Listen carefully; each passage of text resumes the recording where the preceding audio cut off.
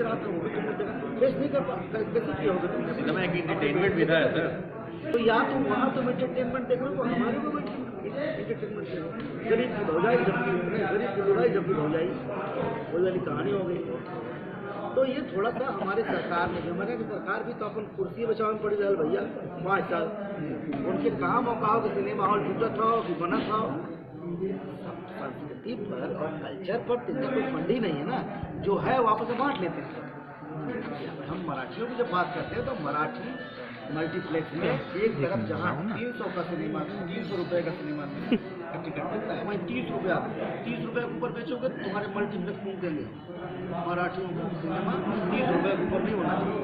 वो हमारे यहाँ उत्तर प्रदेश बिहार की सरकार करे, हमारे यहाँ तो रंगमंच यही रखेंगे। किसी भी जिला का जो थिएटर है उसमें नेताओं से भाषण होता है, उसमें नाटक नहीं होते, नाटक के नाटककारों को मिलता भी नहीं। और अगर वो बेचारे नाटक कर भी दिए, आप पत्रकार फोन करते हैं छोड़ा यार हम ज़्यादा कवरेज करें, वही उनको बेचारे। एक चीज पत्रकारों की बात करें तो मैं एक चीज बताऊँ, हम लोगों ने ये भी हमारे साथ हम लोग हीरोइन कौन है सिनेमा का उनसे मतलब नहीं, वो सिनेमा देखने नहीं जाते।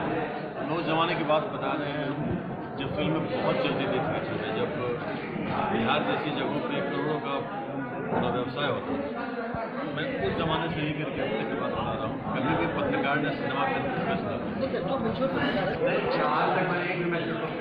हीरोइन के नाम पे कोई भी चले जाए सर, हीरोइन के पीछे पड़ जाते हैं।